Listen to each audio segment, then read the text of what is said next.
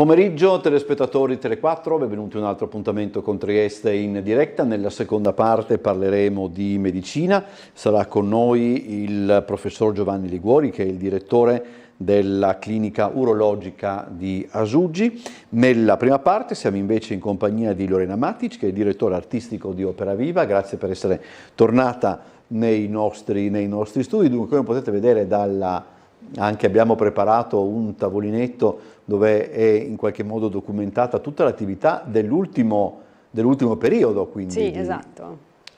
Quindi insomma è un lavoro notevole. Insomma.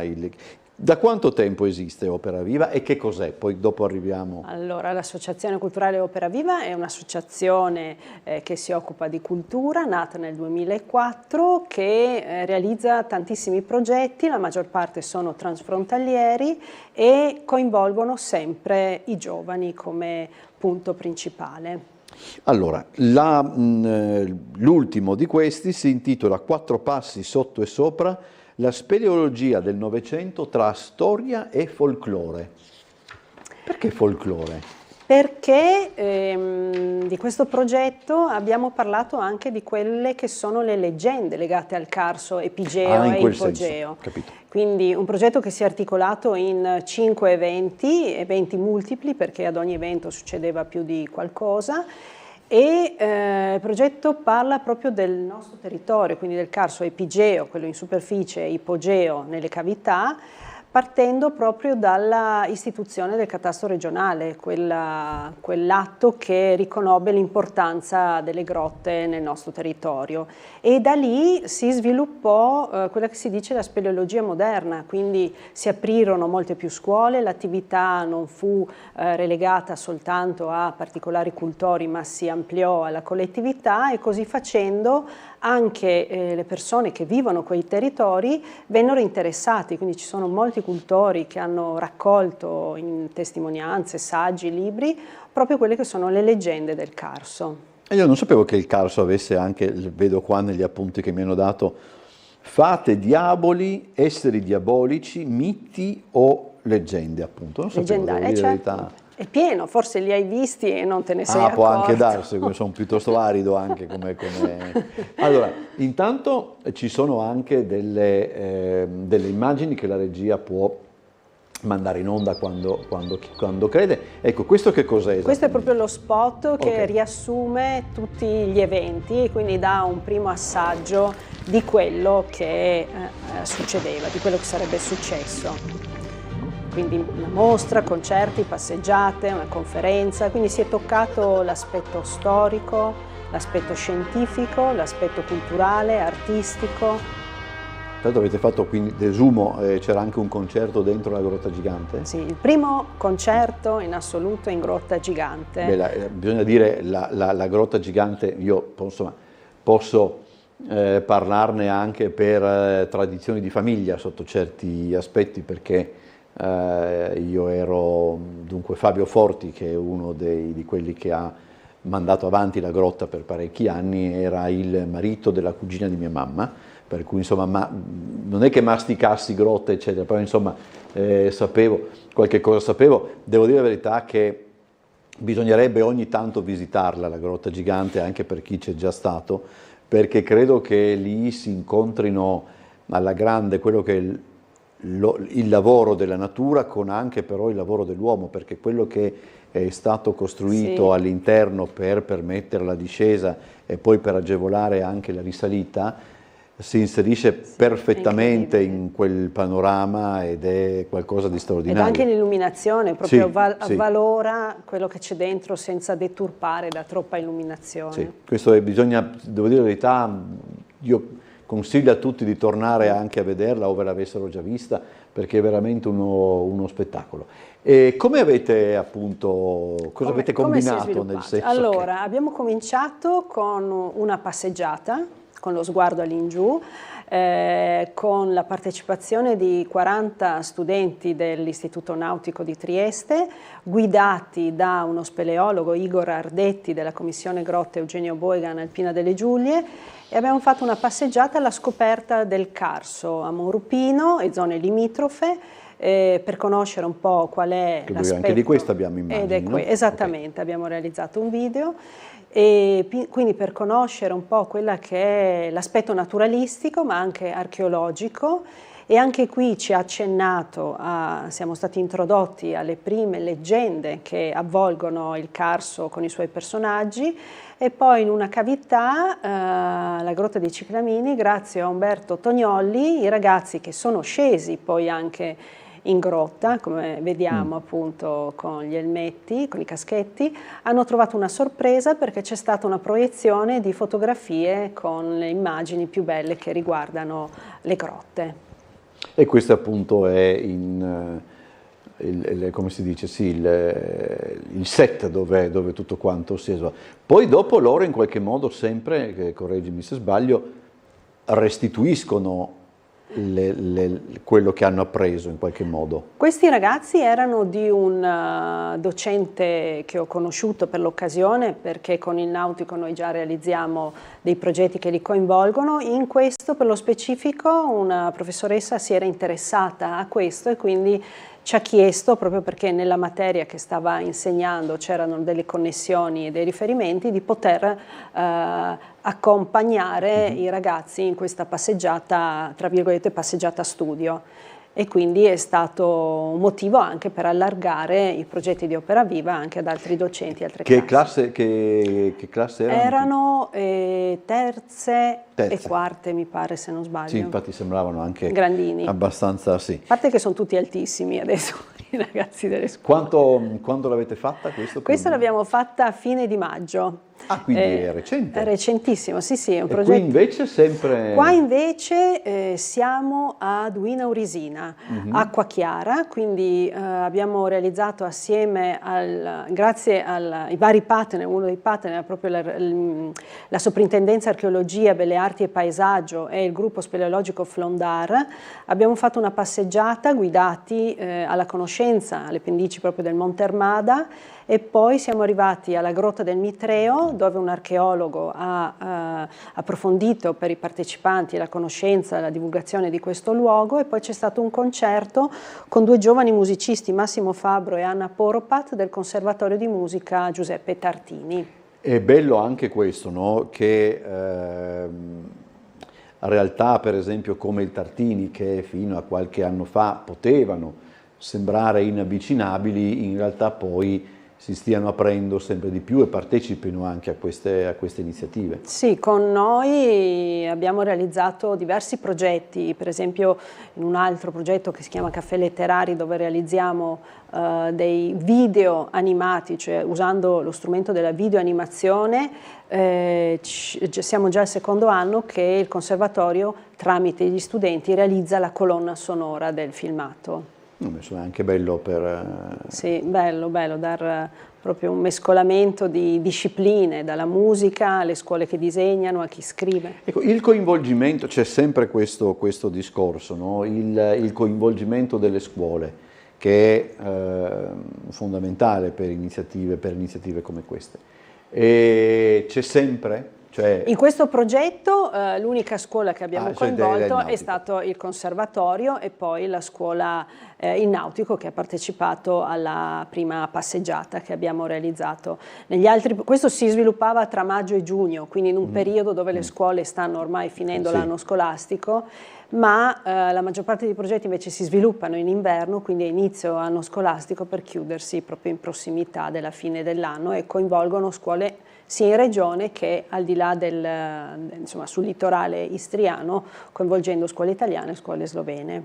Poi il lavoro che fa Opera Viva è uno dei lavori che, come dire, consentono, certamente a chi magari già ha questa idea, però insomma è uno di quei lavori che consentono a un ragazzo di instaurare con la propria scuola un rapporto molto, molto particolare, no? Perché qui abbiamo per esempio dei libri, eccetera, cioè fare questo, contribuire a fare questo sotto l'egida della propria scuola ti dà un'idea diversa, insomma, Beh, sicuramente sono le scuole a monte con le quali prendiamo i contatti e che ovviamente divulgano il progetto alle scuole. Sono però i ragazzi che sono i veri protagonisti, perché non sono i fruitori passivi, magari in altri progetti dove realizziamo delle mostre d'autore, dove loro sono invitati a vederle, a conoscerle, ad ascoltare gli artisti che poi portiamo,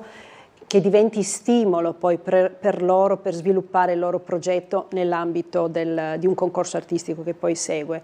Ma ci sono molti progetti dove invece le attività si realizzano grazie alla loro partecipazione attiva. Realizziamo dei laboratori, ma li facciamo proprio partecipare fattivamente, come per esempio il progetto Le Mani d'Oro, nel quale abbiamo realizzato un mazzo di carte grazie al partenariato della Modiano. Anche, sì. Allora, cosa mi conviene farvi? Io faccio vedere le carte. Va bene. Che poi... Ah, ma sono... Non sono usate.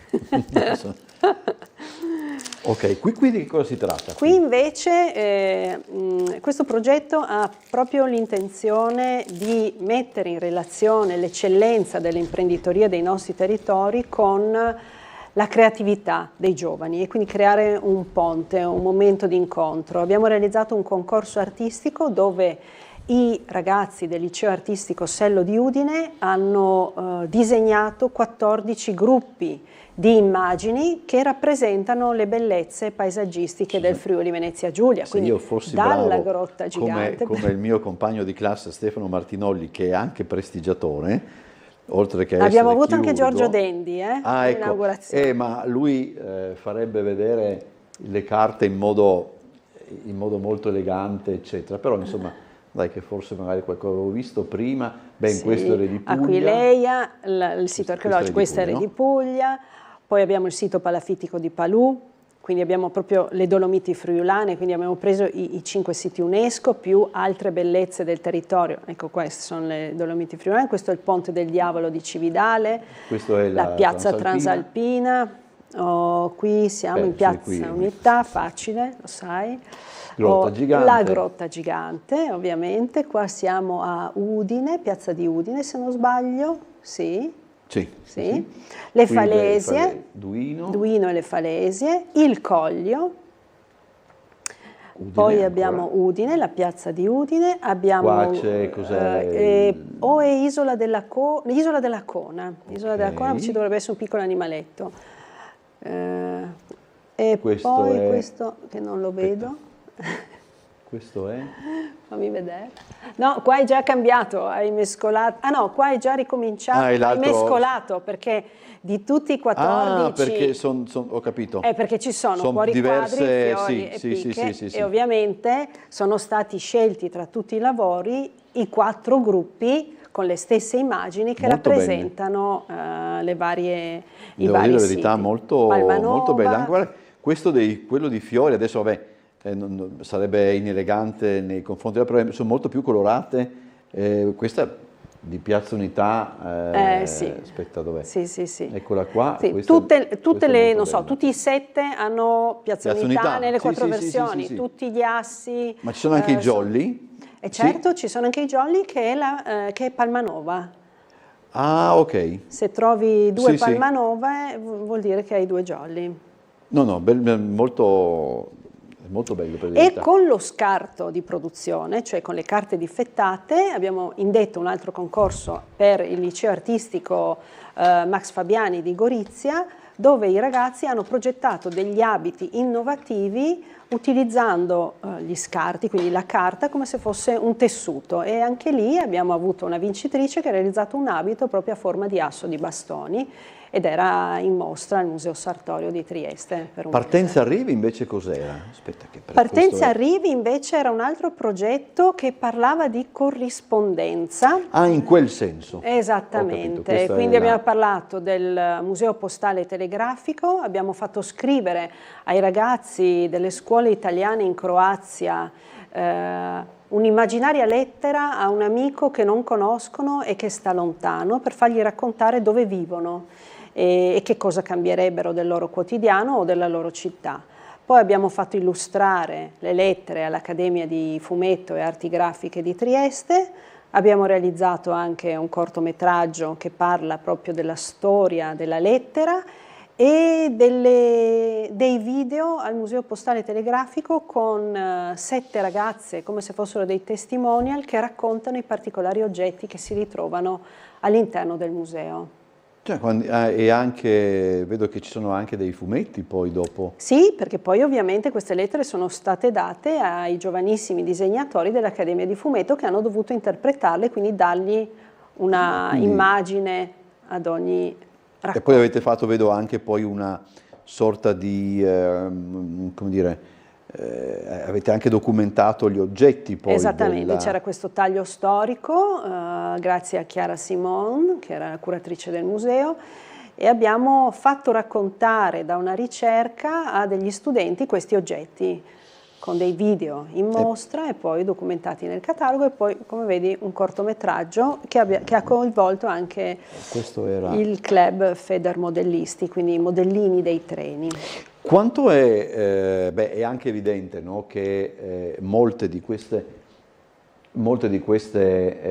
questo invece cos'è? Sempre qui invece siamo allo Speleo Vivarium, ho capito. E grazie alla collaborazione con la Società Adriatica di Speleologia abbiamo realizzato una visita guidata per le persone che sono arrivate in museo e la mostra dell'Accademia di Fumetto, dove hanno proprio dato volto a questi folletti, a queste fate, perché gli abbiamo fornito un po' di leggende. E qui abbiamo portato anche una lettura scenica con Marco Gersetici e Ilaria Vecchiette, che hanno proprio raccontato le storie e le leggende più belle. Dovrò informarmi adesso su queste leggende, veramente, perché io sono un po'... devo farlo assolutamente. Ecco, per esempio, nella maggior parte dei casi, appunto, dei vostri progetti, poi ci sono anche dei video, alcuni video vengono realizzati anche dai ragazzi, eccetera. Questo è differente, no, rispetto a qualche anno fa, perché, insomma, rispetto a parecchi anni fa, oggettivamente. Perché, per esempio, noi all'età mia non è che c'era la possibilità di realizzare video, eccetera. Arrivano già preparati, cioè sanno muoversi, hanno... Beh, ci sono scuole... A parte che poi avete anche, logicamente, ragazzi che li aiutano. Noi abbiamo dei professionisti che lavorano con noi, fanno parte del gruppo di lavoro, e nei vari progetti che noi proponiamo c'è chi arriva preparato perché magari è più appassionato e quindi smanettone e quindi sa usare, ma per esempio nel progetto Caffè Letterari abbiamo proprio realizzato un laboratorio di 2 mesi sulla videoanimazione, quindi portando un professionista a scuola gli abbiamo insegnato a come si anima un disegno. E quindi gli abbiamo fornito delle competenze. Ancora più complesso come... Ancora più complesso, sempre più difficile. Sempre più difficile. Qui abbiamo ancora... No, facciamo vedere pure e qui immagini. Invece, anche perché abbiamo fatto anche una conferenza scientifica con gli studi carsici Linder, che ha parlato di aria nelle grotte come elemento importante. Qua invece siamo proprio in Grotta Gigante, e grazie all'ospitalità dell'Alpina delle Giulie e della Commissione Grotte Eugenio Boga, qua proprio sentiamo un pezzetto del concerto. E abbiamo avuto 5 musicisti, sono Luca Bellodi, Andrea Brusini, Marco Cernecca, Cristian Marcuzzo e Federico Ficciur, allievi del maestro Massimiliano Morosini del Conservatorio Tartini, partner a sua volta ancora del progetto. Abbiamo realizzato questo momento veramente emozionante, perché proprio tu scendevi e già cominciavi a sentire le sonorità, perché ovviamente loro provavano gli strumenti. Sonorità che saranno anche amplificate in qualche modo. Ha un'acustica bellissima, veramente. È veramente perché qui anche complimenti poi a chi ha fatto le immagini, perché non era semplice, perché non c'era tanta luce, ma non volevo proprio ci fosse dell'illuminazione ulteriore, volevo proprio mantenere la naturalezza del luogo, cioè proprio che ci fosse un'emozione immersiva, no? Tra il contatto della natura e quello che può essere la musica, un'altra arte. Avete già, adesso se si può dire, perché poi essendo io scaramantico quindi capisco benissimo. Prossimo progetto, dove andate? Ormai siete andati sotto? Siamo andati sotto, siamo andati sopra. Allora, diciamo che con settembre partirà la 20ª edizione di Questa volta metti in scena, che è il progetto madre di Opera Viva, quindi una rassegna espositiva che include mostre in diversi musei, include dei laboratori, include un concorso per i giovani, e poi ci sarà la 3ª edizione Le Mani d'Oro, sempre con la collaborazione preziosissima della Modiano. Ho capito, quindi insomma queste sono le cose, però non si può anticipare. Sì, possiamo dire, perché insomma non c'è ancora niente, però la 20ª edizione si intitolerà Questa volta metti in scena Le Metamorfosi. Kafka per via partendo da lì, per poi parlare dei travestimenti dell'era contemporanea. Accidenti. Sì. E quindi mostre di arte contemporanea, una mostra scientifica e una mostra fotografica con un affondo storico messa in relazione al contemporaneo. E con Le Mani d'Oro invece realizzeremo un nuovo mazzo di carte che coinvolgerà altri giovani con un altro tema che non ti svelo e che così mi inviterai e te lo racconterò. Ma poi... e insomma è questo, e proseguiamo. A me piacciono queste iniziative, sono anche proprio per il discorso scuola, perché come dire, la scuola nel nostro paese sappiamo com'è, no? Sappiamo com'è messa, e nel corso degli anni molto si è cambiato sui nomi delle scuole, eccetera, però poco si è toccato per quanto concerne programmi e cose del genere. Tutte le iniziative che, grazie magari o a realtà esterne oppure anche alla buona volontà degli insegnanti, perché poi c'è da dire anche questo, esatto, tutte queste iniziative che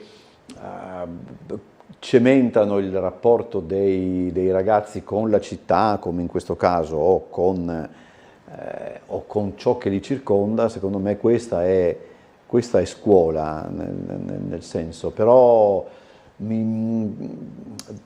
dovrebbe essere in qualche modo, come dire, so che potrebbe sembrare, dovrebbe essere strutturata così la scuola stessa.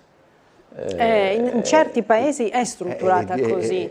E difatti qua da noi trovi delle scuole che sono anzi ben aperte e ben vengano progetti che magari portano i ragazzi anche fuori dall'ambiente scolastico, e molto bisogna ringraziare anche i docenti, perché è comunque un'attività ulteriore per loro, però ci sono scuole che invece magari preferiscono seguire una didattica un po' più precisa e come è impostata, diciamo, dai libri, dai testi, e quindi bisogna rispettare anche il volere di altre scuole. Ecco. C'è da dire inoltre che arrivano alle scuole tantissimi progetti, per cui penso che anche per loro sia un po' un oceano riuscire a capire quello più adatto e quello più formativo. Ecco. Anche perché poi ci sono anche i discorsi tipo per esempio della formazione scuola-lavoro, e quindi questo è anche un, come dire, un virgolette, obbligo per gli... alcuni di questi, quasi tutti di questi progetti fanno parte dell'alternanza scuola-lavoro, sì. Qual è stato il primo? Ti ricordi? Sì, per forza. È la prima edizione di Questa volta metti in scena. E che era il... sai che mi sembra che sia stato il vento, proprio partendo dal vento della nostra città, poi siamo passati al mare, insomma gli elementi basici di Trieste. E quindi quest'anno presenteremo la 20ª edizione, quindi festeggeremo con la torta, 20 anni, anche è veramente incredibile poi.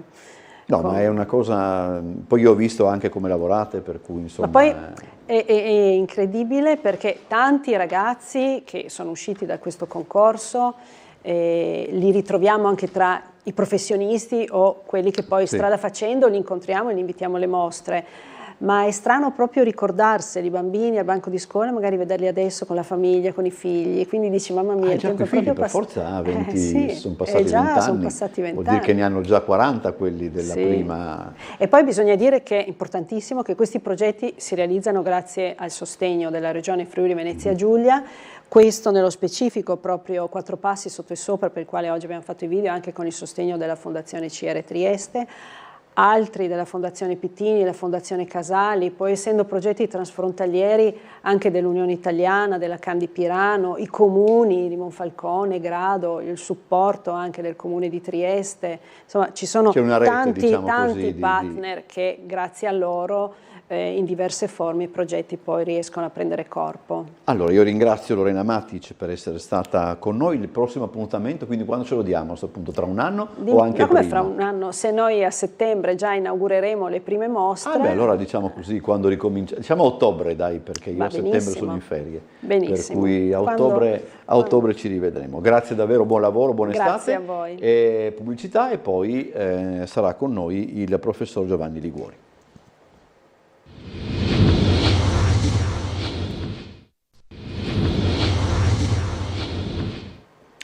Seconda parte di questa puntata di Trieste in diretta. Come abbiamo annunciato all'inizio, siamo in compagnia del professor Giovanni Liguori, che è il direttore della struttura complessa di, clinica urologica, sì, clinica urologica, insomma, di Asuggi. Grazie professor Liguori per essere tornato nei nostri studi. Era un po' di tempo, per dire la verità, che non parlavamo dell'attività della clinica urologica. Lo facciamo perché nei giorni scorsi a Catinara un paziente è stato operato,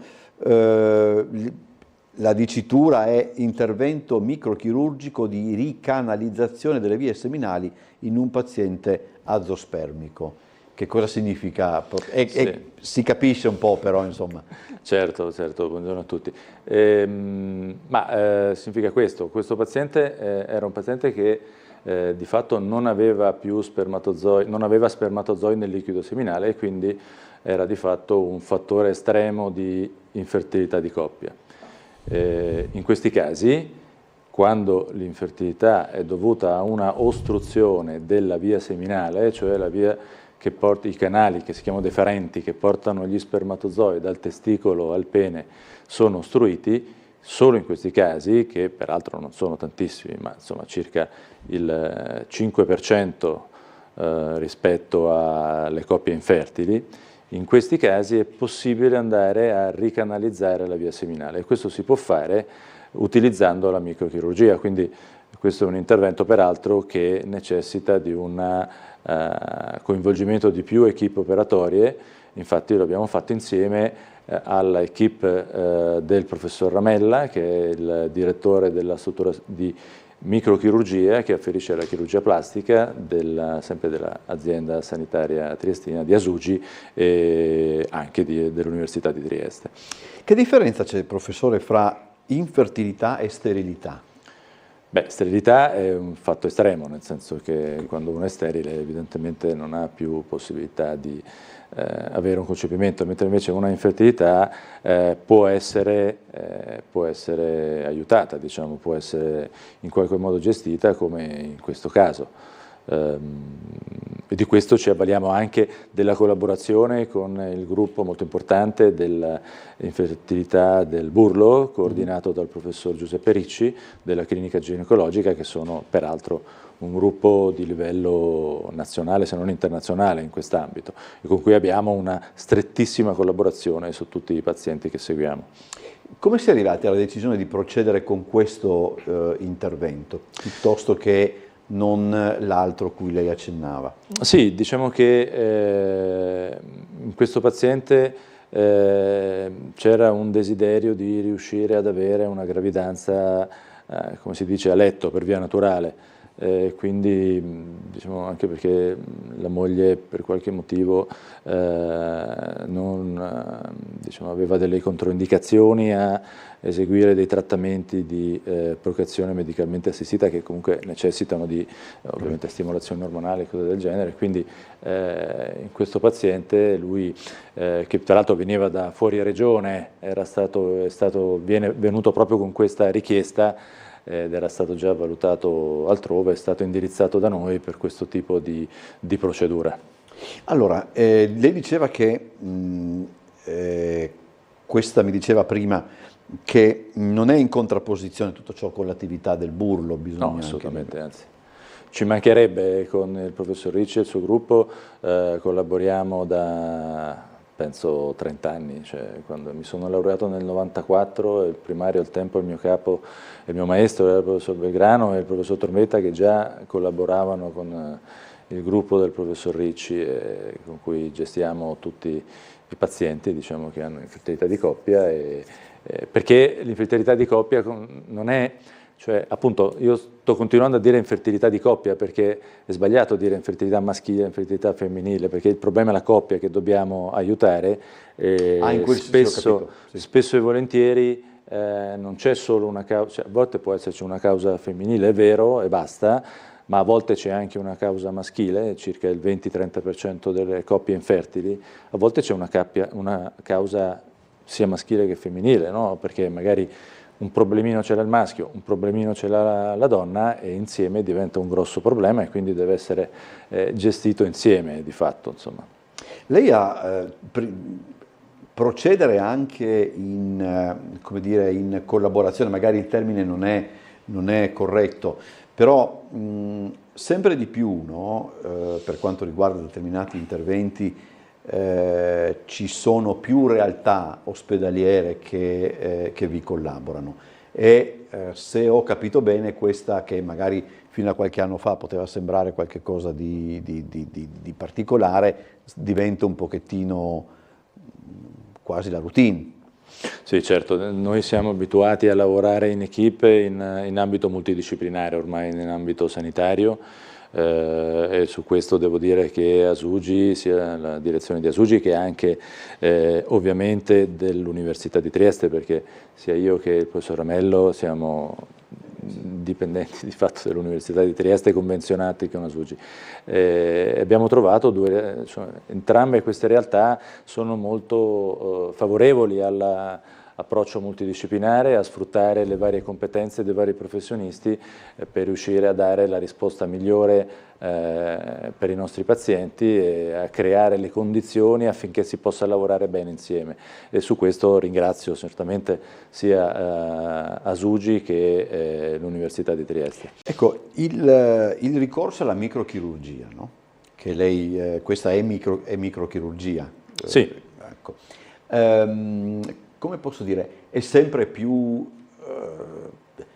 comune, no? Nel senso, almeno a me è capitato una volta che dovevo essere operato, poi dopo non è nemmeno stato necessario e io ero convinto che mi avrebbero fatto un intervento in microchirurgia, eccetera, invece il mio amico Stefano Martinolli mi ha detto no, dice guarda, questa è una roba, come dire, vecchio stampo, per cui non pensare a cose strane, eccetera. E sono rimasto anche un po' male perché dicevo, accidenti, ma come?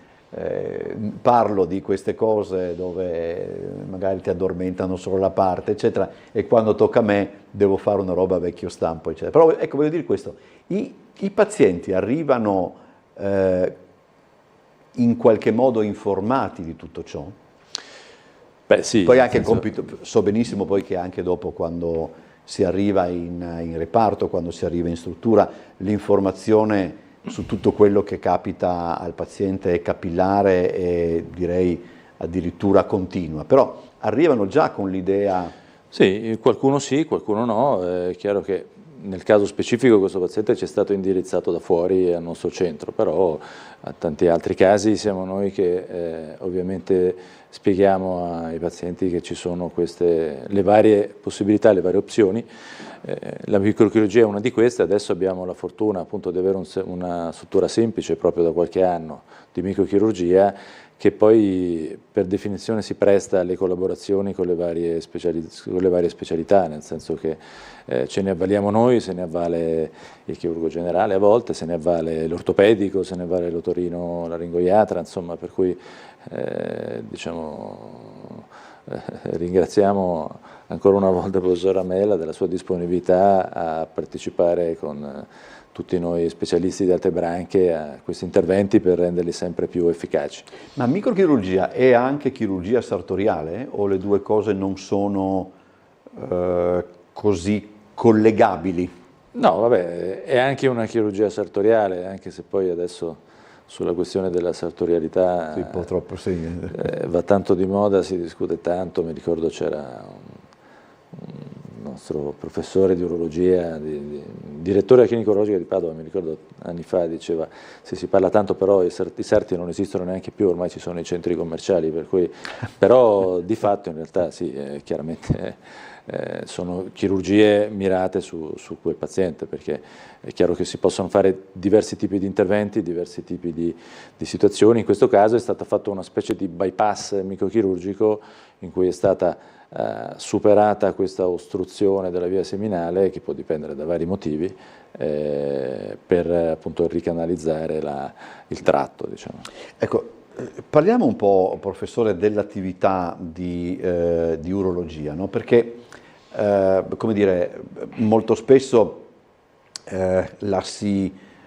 come posso dire, si pensa che urologia faccia solo certe cose e non altre. È logico poi che tutto dipende anche da quello che può essere accaduto o meno nella famiglia di qualcuno, cioè qualcuno può sapere di più, qualcuno può, certo, può sapere di meno, qualcuno anche magari, come dire, non si pensa a determinate possibilità tipo questa, nel senso che urologia esattamente, e poi dopo anche c'è questa idea che urologia sia, virgolette, concentrata solo sugli uomini. No, grazie per la domanda. In effetti no. L'urologia tratta delle patologie dell'apparato urinario maschile e femminile e dell'apparato genitale maschile, perché dell'apparato genitale femminile ovviamente c'è il ginecologo. Apparato urinario vuol dire quindi tutte le patologie chirurgiche del rene e di tutto il sistema diciamo, collettore, diciamo, che porta l'urina dal rene alla vescica, quindi della pelvi renale, dell'uretere e della vescica, e questo ovviamente sia nell'uomo che nella donna. E poi c'è la parte sull'apparato genitale maschile che è anche poi quindi il pene, i testicoli, e quindi tutta la patologia diciamo, che poi è l'andrologia, fa parte del settore dell'andrologia, che forse è una disciplina forse ancora poco conosciuta, che diciamo, era quello che un tempo si diceva il ginecologo dell'uomo, quindi tutte le patologie tipo l'infertilità, ma anche i problemi diciamo, di erezione, che anche sono molto, molto frequenti, tutti i disturbi della sessualità maschile. Diciamo che è un settore che stiamo un po' sdoganando, nel senso che prima era, in effetti anche dal punto di vista dei medici, era appannaggio quasi esclusivamente dei maschi, nel senso che quando mi sono laureato io eravamo tutti uomini, tipo una caserma. Adesso devo dire che le donne sono, non dico di più, ma quasi. Venerdì abbiamo laureato 4 studentesse in urologia, tutte nella stessa sezione. È stato veramente un bel momento di vedere 4 nuovi medici che vogliono fare urologia, tutte donne, insomma molto, molto bello. Diciamo che stiamo un po' cambiando, diciamo. Sì. E non ho mai capito, è una cosa veramente, forse sarà proprio che io non ci arrivo, il rapporto invece con nefrologia, un'altra è un'altra cosa ancora. Nefrologia sono tutte le malattie mediche del rene, cioè le malattie che si curano con le medicine, ecco, non con gli interventi, per capirci, insomma, sto banalizzando. Sì, no, ma capisco. Anche ovviamente la nefrologia è tanto altro, la dialisi, cioè soprattutto la prevenzione della funzione renale, in modo da evitare che i pazienti vadano in dialisi, appunto, che tra l'altro a Trieste lavorano veramente molto bene, hanno veramente un bel reparto. Parliamo appunto anche di prevenzione, no? Nel senso che c'è questo discorso che a me piace ogni tanto fare, sono un po' noioso, ma sono entrato anche in una decade più anziana e quindi posso anche permettermi di essere ripetitivo. Però è anche vero questo, no? Che quando si parla di prevenzione per quanto riguarda per esempio insomma, i tumori al seno, è molto, si parla dell'autopalpazione, eccetera, e quando invece ove si dovesse parlare, io lo dico per esperienza, dei tumori al testicolo, c'è sempre una certa, come posso dire, resistenza magari per una questione di pruderie, eccetera. Però insomma, voglio dire, dopo una certa età fare anche un'autopalpazione ai testicoli, che è fattibilissima anche insomma, sotto la doccia, eccetera, non è male. Se io non avessi fatto queste cose probabilmente non sarei qui, insomma. Però c'è sempre, no, questa sorta di, non so se pruderia è corretto, ma forse anche, chissà, nel nostro paese per tutta una serie di ragioni. Ma sì, questa è veramente una bella domanda. Stiamo parlando del tumore del testicolo di fatto, che è un tumore raro, per fortuna, però in una fascia di età molto particolare, che è quella dai 15 ai 30 anni, è il tumore più frequente, quindi è un tumore raro ma frequente in persone giovani, e quindi per questo di una drammaticità veramente importante. La buona notizia è che per fortuna questo è un tumore che nel 99% dei casi adesso è assolutamente guaribile, però chiaramente bisogna arrivare a una diagnosi più precoce possibile. E la diagnosi precoce è facile, basta fare, come ha detto lei, l'autopalpazione del testicolo. Le donne sono abituate da sempre, gli viene inculcato che devono fare l'autopalpazione del seno, e lo fanno, devo dire, perché in effetti lo fanno. Sì. Purtroppo così non è per l'autopalpazione del testicolo, e noi infatti non perdiamo occasione di ricordarlo in tutte le volte che possiamo. L'autopalpazione del testicolo è semplice, basta con 2 mani, quando si fa la doccia per esempio, non dico tutte le volte, però insomma almeno una volta alla settimana, palparsi il testicolo con le 2 mani, la superficie, appena uno sente qualcosa che non gli quadra, deve assolutamente andare a chiedere una visita urologica. Questo magari 9 volte su 10 non sarà nulla e gli diranno ma perché sei venuto, non fa niente, è meglio così, ma una volta su 10 ci salva la pelle, insomma. Appunto, una volta su 10 ti dicono complimenti per il tempismo. Certo. È anche vero che una volta, per esempio, vabbè, era una volta che succedeva, però per esempio a 18 anni, durante la visita, quella visita di leva, quando si faceva, quando c'era la leva obbligatoria, tutto il corpo praticamente di un uomo veniva visto. È anche vero che determinate parti, come dire, uno ormai non se le vede, insomma, un ragazzo non pensa a fare una visita, a farsi vedere appunto i testicoli, eccetera, anche lì per tutta una serie di ragioni. Sì, diciamo questo è un problema, la visita di leva è un problema obiettivamente che non ci sia più, nel senso che prima venivano trovate una grossa percentuale di patologie. Mi pare che ci sono dei dati che parlano di un 20-25% di patologie a livello genitale, ovviamente nella maggior parte dei casi assolutamente benigne, certo, di tipo varicocele, presente, di fatto sono delle vene varicose del testicolo che possono in qualche caso avere a che fare con l'infertilità, ma 15% dei giovani dai 15 ai 30 anni, per cui insomma non è una cosa rara, ma altre cose banali, cisti dell'epididimo, eccetera. E in più anche ovviamente potevano essere trovate anche patologie più serie. Adesso la visita di leva non c'è più e quindi bisognerebbe trovare il modo di riuscire a raggiungere questa fascia di popolazione, riuscirla a vedere. Quindi è bene sensibilizzare, fa bene a fare questo tipo di domande, perché ovviamente mettono veramente in primo piano una questione molto importante. Diciamo qualche anno fa si era provato insieme a tutti i primari di urologia, questa è stata un'iniziativa del professor Trombetta, il mio capo, diciamo, quello che è andato in pensione da poco, io ho preso il posto... A gennaio, no? A gennaio, esattamente, io ho preso il suo posto a gennaio. Qualche anno fa aveva provato a coinvolgere, diciamo, il primario di Udine, il primario di Gorizia e il primario di Pordenone in una richiesta forte che fu fatta alla regione per fare una specie di